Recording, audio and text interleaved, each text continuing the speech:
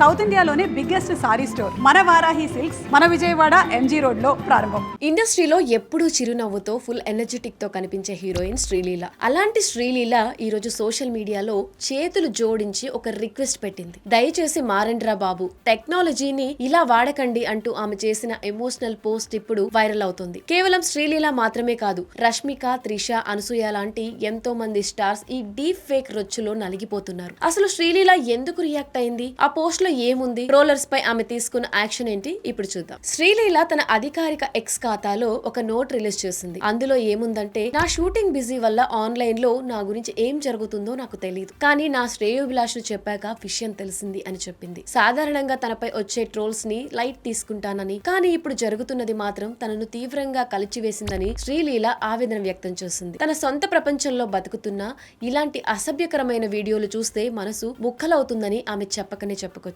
శ్రీలీల కోరుకుంది ఒకటే, ప్రతి సోషల్ మీడియా యూజర్ కి చేతులు జోడించి వేడుకుంటున్నా, టెక్నాలజీని మంచి కోసం వాడండి, అసభ్యత కోసం కాదు. సమాజంలో ప్రతి అమ్మాయి ఎవరో ఒకరి కూతురు, మనవరాలు, సోదరి లేదా స్నేహితురాలు అయి ఉంటుంది కదా, మరి వారి పట్ల ఎందుకు మీకింత పైశాచిక ఆనందం అని శ్రీలీల ప్రశ్నించింది. కేవలం సెలబ్రిటీలే కాదు, గృహిణులు, స్టూడెంట్స్, యాంకర్స్ ఇలా ఆడవాళ్లు కనిపిస్తే చాలు టార్గెట్ చేస్తున్నారని ఆమె వాపోయింది. అసలు ఇది కేవలం శ్రీలీల సమస్య కాదు. ఈ మధ్య కాలంలో ఈ డీప్ ఫేక్ మార్పింగ్ బారిన పడిన వారి లిస్ట్ చూస్తే షాక్ అవుతారు. మాజీ మంత్రి Roja, IAS officer Smita Sabharwal, anchor Anasuya, singer Chinmayi, heroine Rashmika Mandanna, Nivetha Pethuraj, Trisha ఇలా ఎవరిని వదలట్లేదు. ఫేక్ ఐడీలతో ప్రొఫైల్స్ క్రియేట్ చేసి ఎవరు చేస్తున్నారో తెలియకుండా ఈ సైబర్ దాడి చేస్తున్నారు. వీరిని పట్టుకోవడం పోలీసులకు కూడా ఛాలెంజ్ గా మారింది. అయితే శ్రీలీల ఈసారి ఊరుకునేలా లేదు. తన పోస్ట్ చివరిలో ఒక వార్నింగ్ కూడా ఇచ్చింది. ఇక్కడి నుంచి అధికారులు చూసుకుంటారు అని క్లియర్ గా చెప్పింది. అంటే అసభ్యకరమైన వీడియోలు క్రియేట్ చేసిన వారిపై,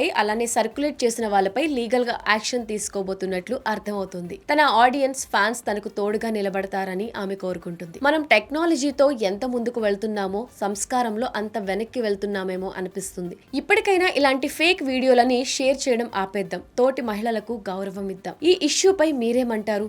ఇలాంటి ట్రోల్స్ కి ఎలాంటి శిక్ష వేయాలి? కింద కామెంట్ సెక్షన్ లో కామెంట్స్ చేయండి.